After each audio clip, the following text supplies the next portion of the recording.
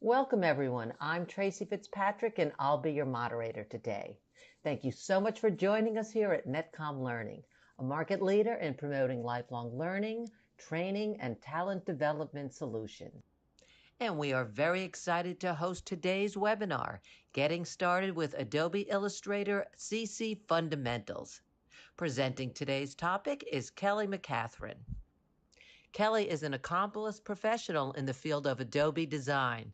She holds the distinction of being an Adobe Design Master and an Adobe Certified Instructor and has authored multiple Learn by Video courses for Adobe Press. Presently, she imparts hands-on training on Adobe Creative Cloud both in person and online, with a particular focus on fostering student engagement.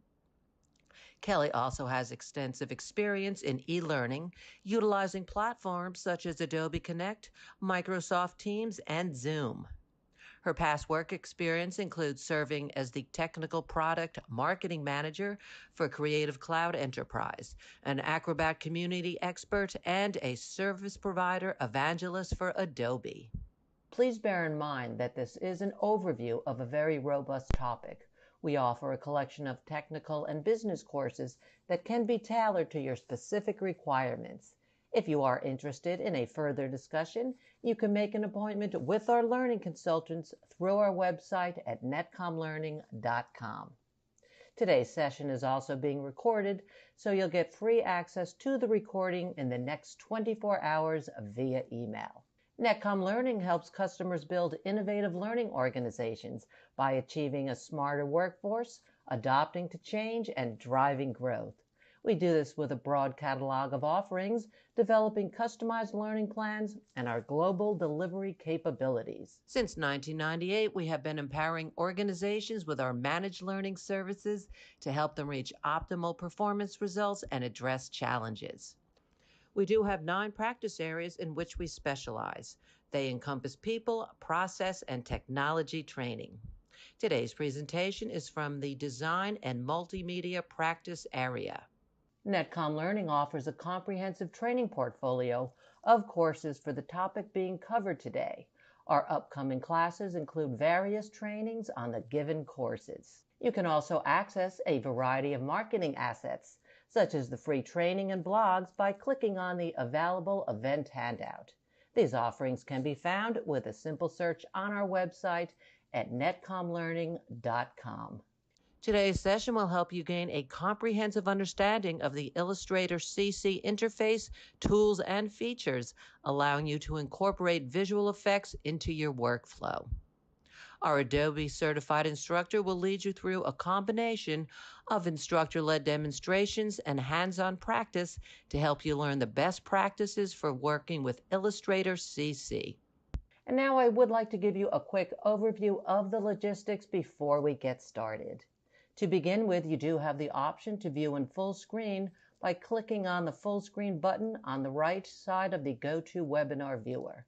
Simply hit the escape key to exit the full screen. Everyone has been muted except for our presenters. Feel free to submit any questions you have for the presenters here in the questions pane, and we will address them at the end of the session. And to get the best out of today's events, we've included the slides, courses we talk about, and marketing assets in the handout section of your GoToWebinar viewer. You may refer to them at any time to get a better understanding of today's topic. And we do realize that some of you may have to leave early and want to let you know that as you do leave the session today, you will be presented with a short survey. We would like to request for you to take a quick moment to participate in that survey. Your feedback really helps us understand your learning experience and improve our future sessions for you. The survey answers are measured on a scale of 1 to 5, 5 representing outstanding and 1 representing poor. And now I'd like to pass this over to our trainer to present today's topic. Hey, Kelly, thank you so much for joining us today. So welcome everybody. I'm Kelly McCathran. I'll be your presenter for today. We're going to go into Adobe Illustrator CC, the fundamentals. We'll start with an introduction for what is the application. Then I'll show you modifying and manipulating shapes. We'll follow that by working with colors and gradients and finish up with effects and graphic styles. And then there'll be a short Q&A, but feel free to ask questions in the chat pod as we're going. So to start, Illustrator is the #1 vector drawing application in the world. And what vector means to you is that it's resolution independent and infinitely scaled. Most commonly, logos like the Netcom Learning logo in the upper right corner would be something that's drawn or created in Illustrator, along with the type that goes with the logo. And sometimes logos are simply text or a font. So something important to know when I mention the word vector. Vector means the illustration is made up of points, which makes it infinitely scalable. You could print your logo on a business card or the side of a bus, and it would still be sharp and crisp because it has no resolution. The opposite of vector or an Illustrator file is raster or a Photoshop document. So you could think of Illustrator like cartoons and Photoshop like movies. So raster is made up of pixels, and you could see here, pixels are square. If you look at the end of this gray arrow and see right where that light brownish yellow square hits, that is 1 pixel. In vector, it's made up of points. The point itself is also square, but what you don't have in a pixel-based graphic is these direction handles. At the end of each anchor point, if a shape is curved, there'll be a round direction handle at the top and at the bottom. If it's not curved, if it's a corner or a sharp edge, you'll only see a square anchor point. But then there's a fill applied to the shape, and I'll be showing you that. So one of the most important things I go over when I teach Illustrator is the pen tool. I always joke that I can't draw a stick figure well, but I can recreate anything in Illustrator using the pen tool because I understand the logic and how the tool works. In essence, I do on-screen tracing a lot, but I know how to create a lot of shapes from scratch over the years of my teaching. So the important thing to note about vector graphics or Illustrator graphics is that when you create a line, you're doing quick clicks with the mouse. For the Z shape, I'm going to click once here, let go, move to the right, click again, move down, click again, and it creates the Z shape. If I wanted to draw something like an egg, I would start by clicking and dragging up, telling Illustrator by creating this direction handle that the arc of the curve is going to go up. And you'll see this in just a moment. And I'll finish the top of the egg by clicking and dragging down. That completes the curve. As I'm dragging up, you won't see anything forming. It's not until I create the second anchor point that you'll actually see a shape being developed. So let's hop into a live demo. I'm going to hop out of my presentation for a moment and go over to Adobe Illustrator. And to point out certain parts of the screen, I always liken Adobe products to Mars and Venus, Microsoft and Adobe. They're both planets, but they function differently. Microsoft programs use a ribbon bar to do a lot of stuff along the top of the screen. Adobe programs use a control panel. So here, if I select the pen tool on the tools panel, and technically these are all called panels. In the past they were called palettes, but you'll see that I'm choosing the pen tool. When I select the pen tool, I can see I've got a fill color that's selected at the top, a stroke, which is the technical term for the outline or border color, and a size and a style and many other settings. So this control panel is how I'll adjust many of my shapes, but there are also panels on the right. And to get the most comfortable group of panels, I can go to a prearranged workspace. And a workspace is kind of like preparing to do work on your desk. Am I going to be pulling out my laptop and typing, or am I going to be pulling out my markers and pencils and paints and drawing? Well, for this, I'll be working with some typography in a bit. So under the Window menu on both Mac and PC, I'm going to choose Workspace and Typography. If I hadn't done that, the Essentials workspace, you'll notice, has fewer panels, although these are a few that I brought up, and I'll show you how to bring them up. So when I go to Window, Workspace, Typography, now I can see I've got the character panel here, so I can adjust the font, size, style, and I also have many of the properties I pointed out earlier: fill, the inside color of a shape, and stroke, the outline color of a shape. But let's take a look at quick clicks to create lines. I'll start and notice at the lower right corner, hopefully this is recording on your screen, but what I'm seeing is a pen tool icon with a little star in the lower right corner. And when I click once and let go of the mouse, I'm no longer holding down, I'm just moving the mouse. You'll see it plays connect the dots. So if I were to click again for a second time right here, that builds the top of the Z. And my pen tool has no icon on the bottom right now. It just shows the pen itself. The star means I'm creating a new path or a new vector shape. So I'm going to click a third time and a fourth time. And it will keep following me until I tell it to stop. The easiest way to get the pen tool to stop following you, if you're not doing a connected or filled shape, is to hit the letter P, as in pen, on your keyboard. I just hit the letter P for pen, and it stopped the connecting of the paths. And right now, it's difficult to see, but if I go to my selection tool, the top left tool in the tool panel, I could see the letter Z. If I click on the white space on the page on nothing, I could see it without the direction handles or resize handles. If I click the edge of the line, I could make the Z bigger or smaller by clicking and dragging. But clicking away deselects. And that's important to note because sometimes clicking on the white space won't select an object, especially if your fill, let's make this a little bit bigger by hitting these double arrows. If your fill color is set to white, clicking on the white will select the Z. But if your fill color is set to none or clear, when I click here, nothing happens. I actually have to click where there's a stroke or an outline on the object to get the object selected. So an important little note there that takes people a while in practice to get used to. All right, I can also hit the letter P for pen tool again, and that hopped me right to the pen tool. So now I'm going to create an egg shape. And they even do a little demo to show you how the pen tool works. I did this with only quick clicks. I did no dragging. Here, I'm going to click and drag up, and you'll see what I mentioned earlier, the square anchor point. And if I were to click on that right now, it would delete it. A little minus pops up. I don't want to do that. A round direction handle, and because I clicked and dragged up, I'm telling Illustrator the arc of the curve is going to go up or the top of the egg is being created. I'll move to the right and click and drag down, and that forms the top of the egg. I could make it flatter or taller depending on how far I drag. And I haven't let go of my mouse yet. I'm just finagling it or wiggling it into place. And another important icon will show up.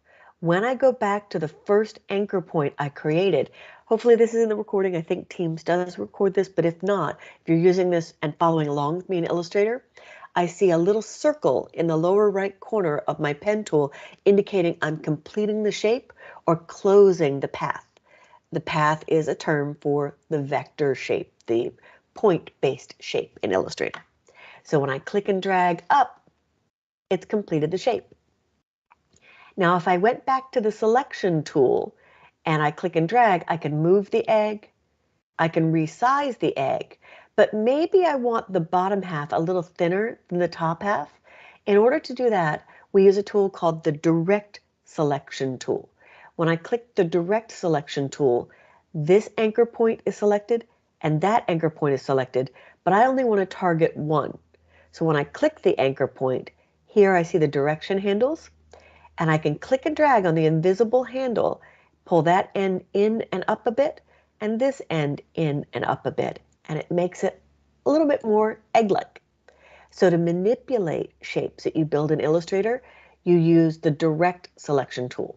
That allows you to modify the arc of the curve or the position of a corner. And you'll notice what I said earlier, when it's a corner point or there's no curve, I have no direction handles. But when I've set it up with a curve, I get the direction handles. And now I might be ready to color in this egg. So what I'll do is there's a little teeny arrow where I can swap my fill and stroke. So instead of a black outline, and a clear fill. I swapped it so I get a black fill and none or a clear outline. So I'm going to go to my window menu and choose color. And the color panel will pop up. And if I stretch the color panel, and actually I'm going to dock it down below here. If I drag it to the very bottom of the tools panel, it becomes part of this group with properties. So I'm going to show the options, and this is important. Under show options, if I'm creating content for print, like a logo that is going to be printed on an offset printing press, or product labels are a very common thing to build in Adobe Illustrator, or even t-shirts, I might want to work, or I definitely want to work for print in CMYK. But if I am a interaction designer or a web or user interface, user experience, UX and UI designer, I might be using RGB, red, green, and blue. That's set up when you create a new document. You choose what color model, RGB for web or on-screen, CMYK for print. I already chose CMYK because I know this is a print document, so I'm going to go back to this panel menu, the 4 little lines with a down arrow, sometimes called a hamburger menu, and I'll choose CMYK, and then I can sample a color for this egg. Let's go with an orange, and it's filled it in. I can also use swatches, and there's a bunch of built-in color swatches, so if I want to make it pink, I could drag and drop the pink right over the egg. Or, since fill is on top in the tools panel here, I can just move over to swatches at the lower right and click the yellow, and it will fill with yellow. And there's a variety of colors and patterns and gradients built into Illustrator. If I go back to the window menu at the top of my screen and choose swatch libraries, there is a whole group of patterns. And in patterns, I have dots, lines, textures, decorative patterns, nature patterns. I'm going to choose textures. And then I can do a little polka dot pattern if I'd like. And I can get to patterns and textures quickly again. I'll go back to patterns, decorative, and try the decorative legacy. Legacy just means came from an older version of Illustrator. And here I did a little diamond print on the egg. So far we've covered tools, panels here across the top, the control panel, panels on the right, nested tools. If I click and hold on the pen tool, underneath is the anchor point tool. And I want to show you how that functions. I'm actually going to create a clover shape to bring into another document for a St. Patrick's Day flyer for an event. So I'll start by going to your File menu at the top of the screen, choosing New, and in the New Document window, I just want a 3-inch, or actually let's go with 4 inches by 4-inch clover. And you won't believe the way I build this clover. I'm finished with these patterns for the moment, so I'm going to close it, but I'm going to start out with the rectangle tool. If I click and hold on the rectangle tool for 2 seconds, you'll see underneath there's a ellipse tool, polygon tool, star tool, or line segment tool. I almost never use the line segment tool because I use the pen tool to click once on the left, once on the right to make a line. But the rectangle tool is very helpful. And as I click and drag to draw a rectangle, if I hold down my Shift key when I drag, it constrains or locks it to a perfect square. So when I hold down the Shift key, I let go of my mouse first, then let go of the Shift key. Because if I let go of Shift before the mouse, it's kind of like shifting gears in a manual transmission car. You don't want to let go of the Shift key in the middle of shifting gears because it'll pop back to a rectangle and not make a perfect square. So you always let go of the mouse first, then the Shift key to constrain it to a perfect square. And if I go back to my pen tool, I'm going to add a point. If I miss the square, I'll see a little star icon in the lower right corner of my pen. But if my tip of the pen, the hot spot is the very tip at the top left, if that intersects with the edge of the square, I see a plus sign. And plus means add a point here. What I'm doing is I'm going to turn this square into a star shape by making sure I see a plus and intersect at each side before I click to add 4 new points vector points that I can manipulate to make this square into a star. So now I've got 1, 2, 3, 4 points that I've added. And underneath the pen tool, if I click and hold for 2 seconds or right click, I can choose the anchor point tool. I'm not ready for this yet, but I'm going to choose it for when I am ready for it. I first want to go to the direct selection tool. Remember, direct selection lets you modify one anchor point, not move or resize the whole shape. And I'm going to pull this first new anchor in towards the center that I built. Pull the next one in, next one, and here is my star shape. And for my next trick, I'm going to turn the star into a clover. And that's where the anchor point tool comes in handy.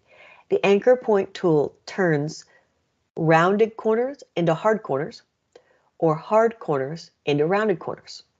And again, the hot spot for this tool is the top left. It looks like an upside down letter V. So when I go to the top left corner and click and drag, there's my first clover leaf. I get the tip of the V on the anchor point, and if I drag the wrong way, you'll see the lines cross. So if I'm dragging up here, that's not going to work. I need to make sure I'm dragging down to make the clover leaf. And I don't want it perfectly symmetrical. I like it to look a little bit more hand-drawn and not like clip art or something from the computer. So at each corner, I'm clicking and dragging, making sure not to cross the lines. And then I'll finish it off, making sure not to cross the lines. If I touch the edge of the window, it scrolls a little bit for me. But there is my clover leaf. And what I'm going to do is set the outline or stroke color to none. Click on fill, and it's like a page. When you click one comes forward or back. Here the stroke or outline color is forward. Here the fill color is forward. And I'm just going to move over to my color panel and choose a green for my clover. There we go. And I'll do a little stem. I'm just hitting Command minus on the Mac or Control minus on Windows to zoom out. And I'm going to scoot this over a little bit because my stem is going to curl down here. I will hit the letter P and it jumped back to my pen tool on the Tools panel. And I'll start by clicking once to create a hard corner for this shape. I want to make sure I see a star, not a plus. If I see a plus, it adds a point to the clover. I want to create a new point for a new stem outside the clover shape. So I click once, move down, and I want this stem to curve. So I'm estimating the angle and I'm clicking and dragging to the right.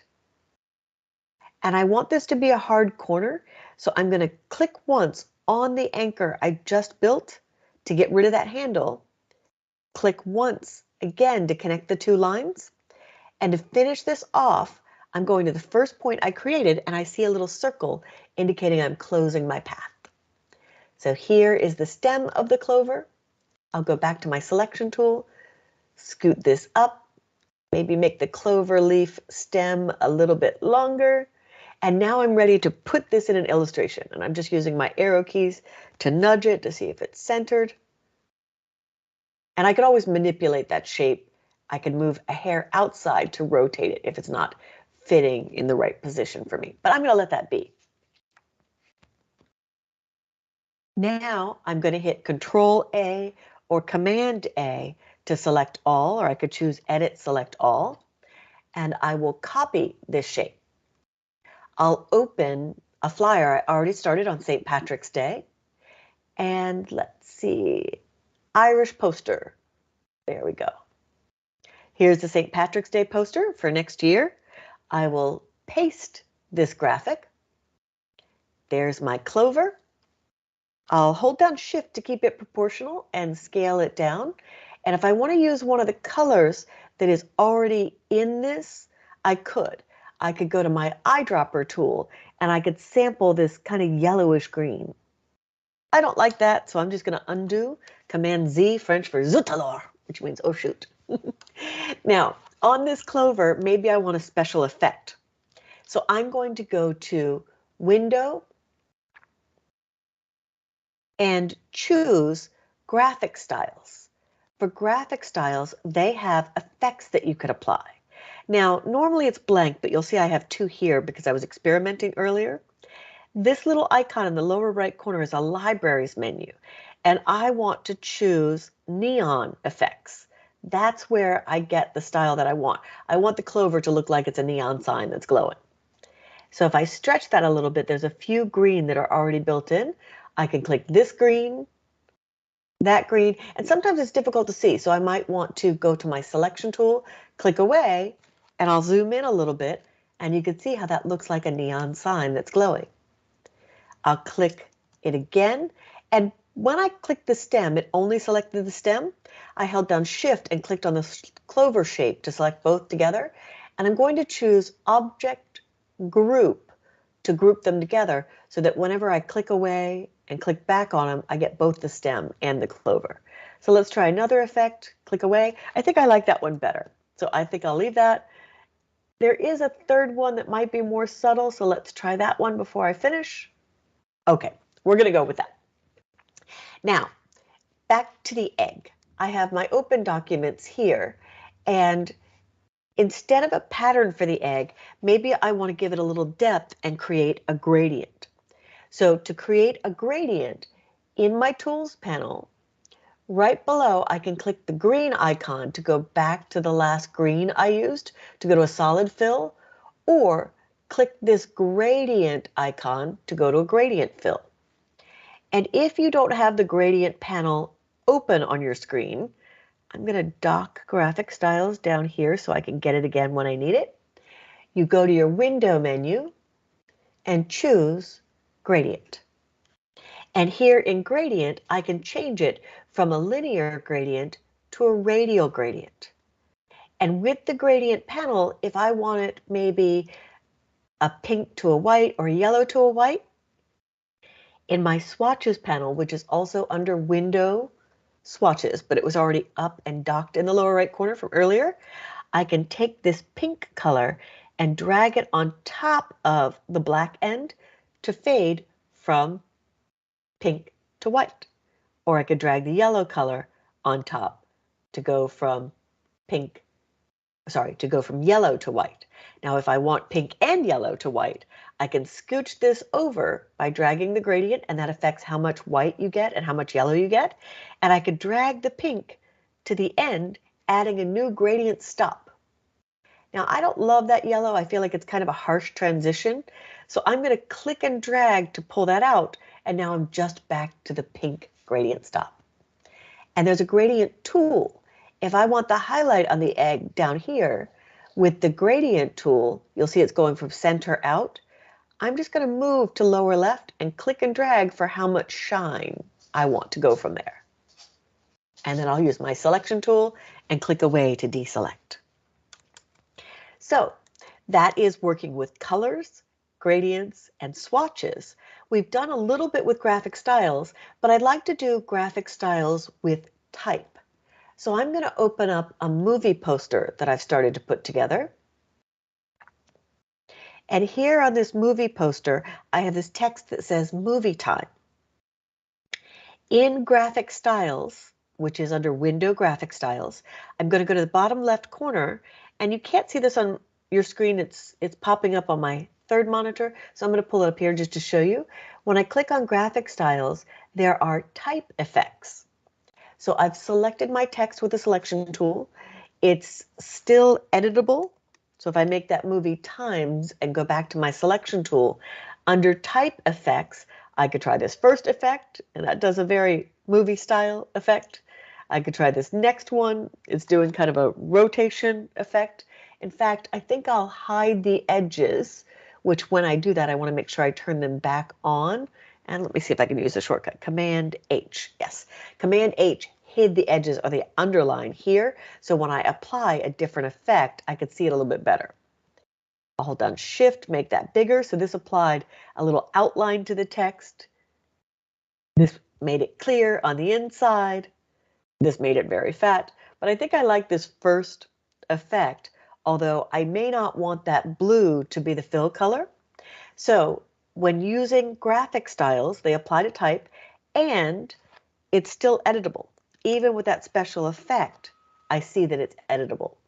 So I deleted the S from movie times and just going to make it movie time. And now I'm going to choose Window and Appearance. Appearance shows me what the effect really did. It applied a 2-point blue stroke, it applied a blue fill, and a second blue fill.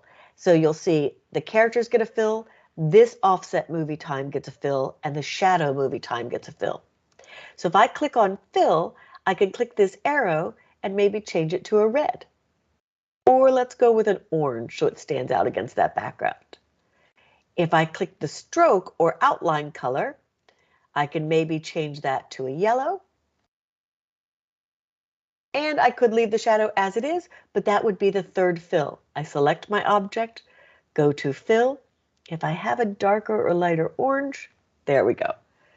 There is my movie time poster. To make sure it's perfect, I'll go to my window menu and choose Align. And in the Align panel, I'll center it on the page. And I think now is the time to open it up for Q&A, but I'll pop back to my PowerPoint of my presentation just to show you what I finished, and any of our hosts can come on. So I started with window color when I wanted to colorize a shape. If I click that panel menu in the upper right corner, that's where I could choose RGB or CMYK or many other color models. To get to the pre-built colors, I chose window swatches. And to fill with a gradient, I chose window gradient to change it from a linear gradient to a radial gradient. There's also a gradient tool that will let you change that. Under the Effect menu, I can choose Special Effects. I didn't do 3D and materials, but that's a really easy one to try. You could do that with text, and that's really what happened with that movie time text. It was a saved 3D style under Window Graphic Styles, and I used this little library icon in the lower right corner to get to text styles. So do feel free to experiment with effects. Effects that apply to Illustrator objects are below this line. If you place a Photoshop file or import an image into your illustration, then you can use the Photoshop effects. And then finally, we have time for Q&A. Thank you, Kelly. That was most informative. I know everyone is looking forward to the Q&A session, so go ahead and start putting your questions into the questions panel. And now I'd like to give the presentation rights over to Robin, our vendor manager, to introduce our promotions and webinar-related courses. Thank you for extending to me this opportunity to speak with our attendees. First of all, thank you everyone for attending this webinar on Adobe Illustrator Fundamentals. I sincerely hope that it added value to your knowledge of architecture and design. In case you feel like revisiting this session for any reference, please feel free to do so by clicking on the Access Recording button, and we would be more than happy to make it readily available to you. Next, I would like to offer you a glimpse of Netcom Learning's capabilities and why we are the best that there is when it comes to learning services, training, talent development, and beyond. I take pride in announcing that Netcom Learning is the winner of 2022 Microsoft Learning Partner of the Year Award, recognized by Microsoft, and Netcom Learning earned the top spot out of 3,900 submitted nominations from more than 100 nations across the globe. Netcom Learning has been into managed learning space for around 2.5 decades now and have provided its services to 80% of the Fortune 100 companies. Having a strong reputation in B2G sector, Netcom has served over 100 US military bases. We have trained over 175,000 professionals to learn and grow in their respective fields across 16,000 enterprise clients. We cherish a recommendation rate of 96% from our customers. All the numbers I just mentioned have been a result of our specially curated trainings delivered by a portfolio of 3,000 plus certified trainers. Moving ahead, being an authorized Adobe Learning partner, I would like to announce Netcom Learning's upcoming schedule of courses that are highly recommended to expand your horizon and knowledge of architecture and design. You can have a look at the courses that are on your screen, which will be running in the recent future. To add value to your learning curve, we encourage you to access our free on-demand trainings and blogs related to architecture and design, which are available on our website. You can click on the links displayed on your screen to have a direct access to these blogs and trainings.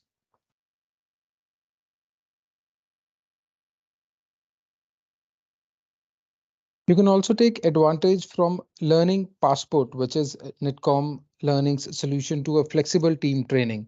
It is designed to be customized in line with the number of learners you plan to train, from top technology vendors like Microsoft, Cisco, Adobe, and more.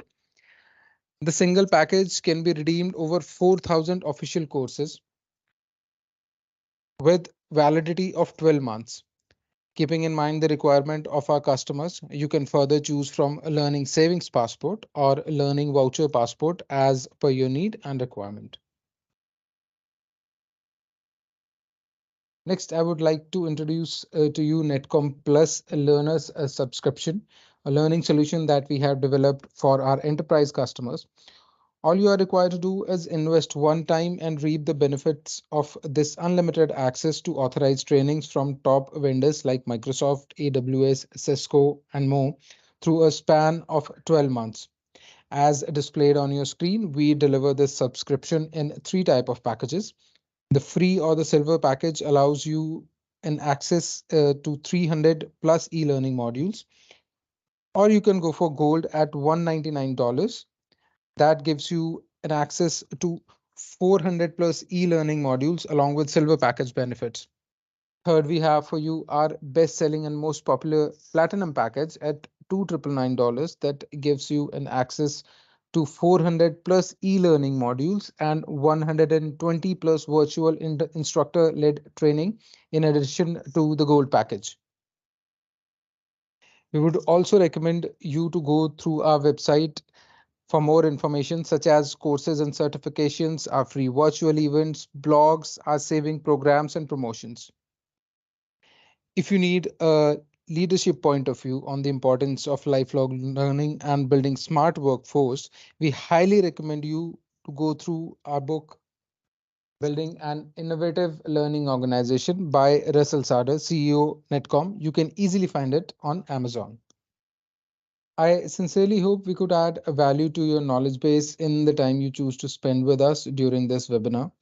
For more information on such sessions and latest updates on IT and business trainings, please follow us on LinkedIn, Instagram, YouTube channels. Thank you once again for joining us. Thanks so much for guiding us through all that information, Robin. And now we're going to go ahead and jump right into our question and answer session. If you haven't yet, it's not too late to pop your questions into the question panel. And as we start our Q&A sessions, we're also going to launch a quick poll that we want to invite you to participate in. Doing so helps us to know how we can better serve you by telling us who might be interested in more information or in taking some additional training. In addition, we have a lot more informative webinars coming up, so please go to netcomlearning.com/webinars in order to register.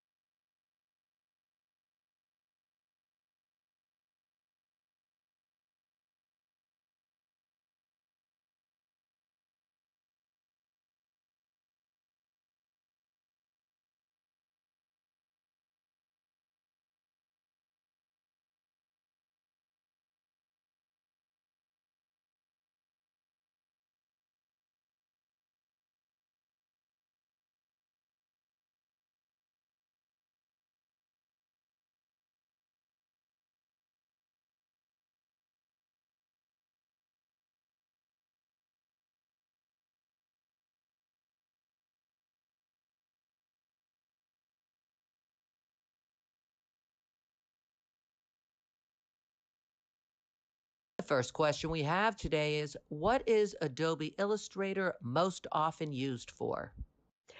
Illustrator is most often used for logo creation, but it is also used to create infographics, more entertaining charts and graphs, where instead of just a simple bar chart, you might have dollar signs representing the bars or shopping carts representing the bars, which is something you couldn't do in Microsoft Excel. And it's very popular for label making.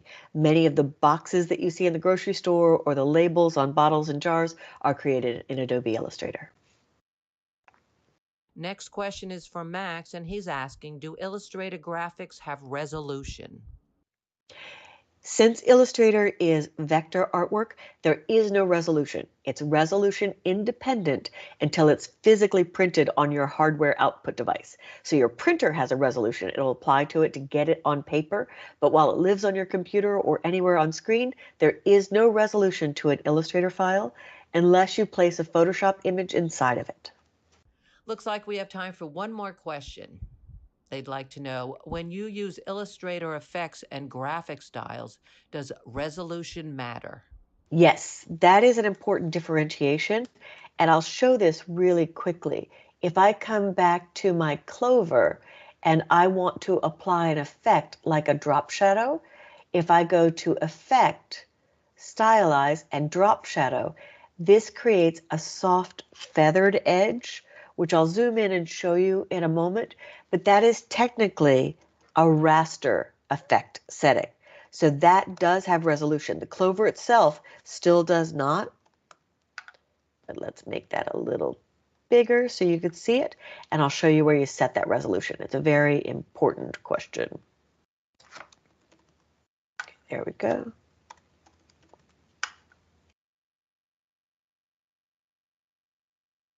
Ah, the blur is too low. There we go. And I don't like very dark shadows, so I tend to put them around 35 to 45%. So it's tough to see, but when I zoom in here, this is the Photoshop effect, this soft little drop shadow which gives it depth. Under the Effect menu, the Document Raster Effects settings, I'm using 300 pixels per inch, which is ideal for high-end printing. If you're printing just a home inkjet, laserjet printer, 150 might be okay, and you may see a difference. I'm starting to see some pixels here. I'll scoot over. Or you could set it to screen at 72, and you'll really see the pixel settings.